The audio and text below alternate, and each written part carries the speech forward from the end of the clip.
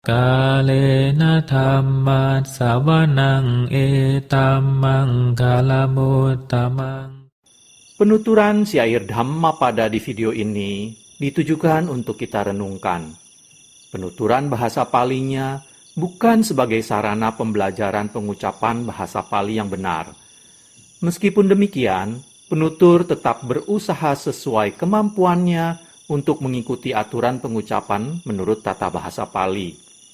Namun dengan segala kerendahan hati, penutur memohon maaf atas kesalahan yang terjadi, baik dalam pengucapan maupun dalam pelantunan bahasa Pali dari bait-bait Dhammapada ini.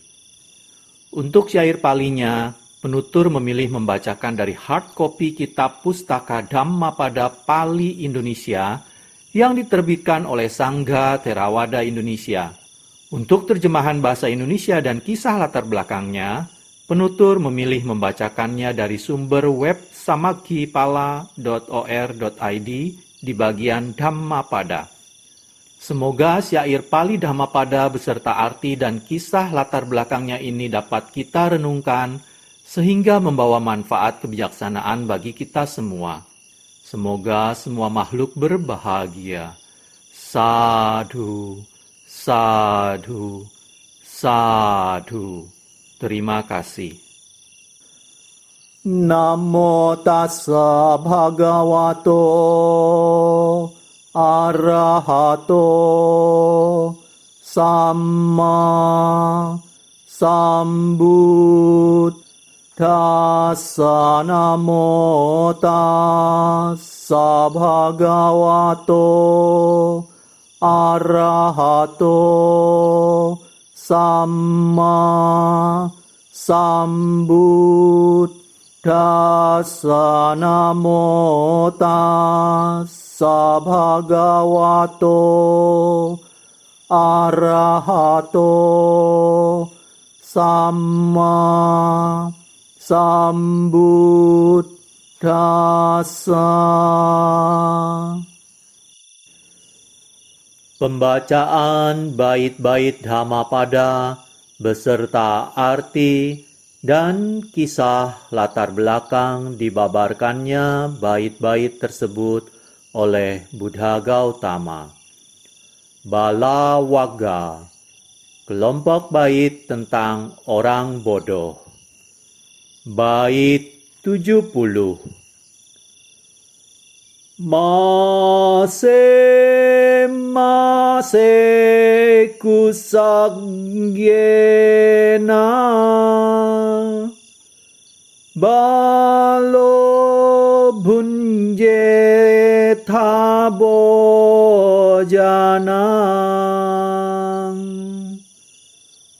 naso sangkhata dhammanang kalang aghati solasing.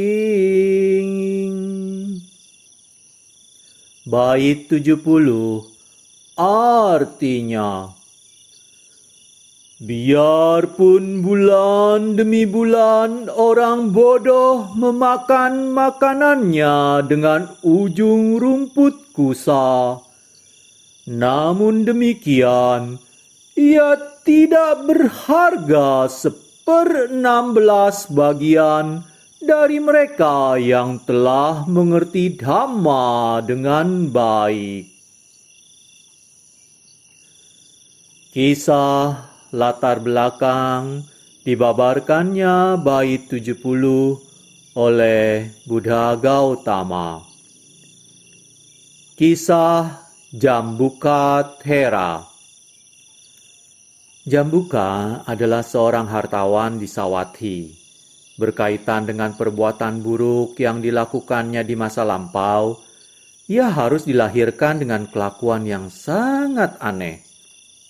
Ketika masih anak-anak, ia tidur di lantai tanpa alas kasur dan memakan kotorannya sendiri sebagai ganti nasi. Ketika ia bertambah dewasa, orang tuanya mengirim kepada Ajiwaka pertapa telanjang. Ketika pertapa itu mengetahui kebiasaan makannya yang aneh, mereka mengirim Jambuka pulang ke rumah. Setiap malam, ia makan kotoran manusia. Setiap hari berdiri dengan satu kaki dan membiarkan mulutnya terbuka. Ia selalu mengatakan bahwa ia membiarkan mulutnya terbuka sebab ia hidup dari udara dan berdiri dengan satu kaki sebab akan memberatkan bumi untuk mengangkatnya. Saya tidak pernah duduk, saya tidak pernah tidur. Ia berbangga diri dan oleh karena itu ia dikenal dengan nama Jambuka, orang congkak. Beberapa orang mempercayainya dan beberapa orang mau datang kepadanya untuk berdana makanan. Jambuka akan menolak dan berkata, "Saya tidak menerima makanan selain udara." Ketika dipaksa, dia menerima sedikit dana makanan tersebut. Kemudian, ia akan memberikan segenggam rumput kusa kepada orang yang berdana makanan itu dan berkata, "Sekarang pergilah. Semoga ini dapat memberikan kebahagiaan bagi Anda." Dengan cara ini, Jambuka hidup selama 55 tahun telanjang dan hanya makan kotoran manusia. Suatu hari, Sang Buddha melihat bahwa Jambuka akan mencapai tingkat kesucian arahat dengan segera. Maka, suatu sore Sang Buddha pergi ke tempat tinggal Jambuka dan menanyakan di mana tempat bermalam. Jambuka menunjukkan sebuah gua yang ada di gunung, tidak jauh dari lempengan batu tempat tinggalnya. Selama malam pertama, kedua, dan ketiga, dewa-dewa Catu Maharajika, Saka, dan Mahabrahma datang untuk memberikan penghormatan secara bergantian kepada Sang Buddha. Pada ketiga kesempatan tersebut, hutan itu terang benderang dan Jambuka menyaksikan ketiga cahaya tersebut.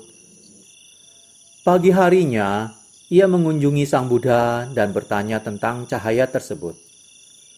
Ketika diberitahu bahwa dewa-dewa, Saka, dan Mahabrahma datang memberikan hormat kepada Sang Buddha, Jambuka sangat tertarik dan berkata kepada Sang Buddha, "Anda pasti benar-benar orang besar bagi para dewa, Saka, dan Mahabrahma, sehingga mereka datang dan memberikan hormat kepadamu.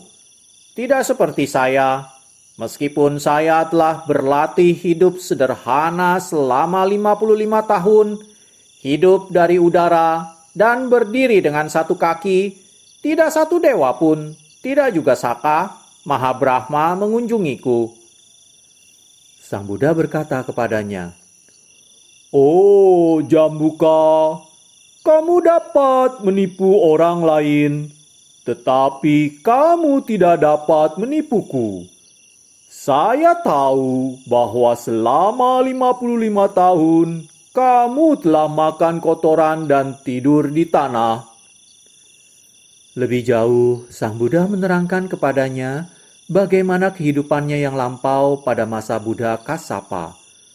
Jambuka telah menghalangi seorang Thera untuk berkunjung ke rumah umat awam yang ingin berdana makanan, dan bagaimana ia telah melemparkan semua makanan yang dikirimkan untuk Thera tersebut.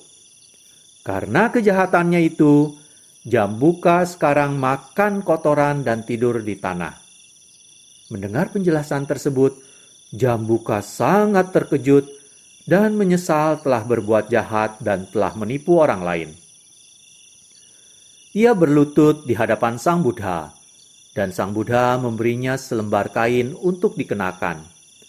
Sang Buddha memberikan khotbah, dan pada akhir khotbah, Jambuka mencapai tingkat kesucian arahat serta menjadi murid Sang Buddha. Murid Jambuka dari Angga dan Magadha datang, dan mereka sangat terkejut melihat Jambuka bersama Sang Buddha. Jambuka menjelaskan kepada mereka bahwa ia telah menjadi murid Sang Buddha. Kepada mereka, Sang Buddha berkata, Meskipun guru mereka telah hidup dengan sederhana, dengan makan makanan yang sangat sederhana, hal itu tidak bermanfaat.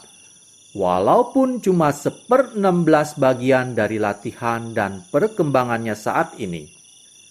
Kemudian Sang Buddha membabarkan bait 70 berikut.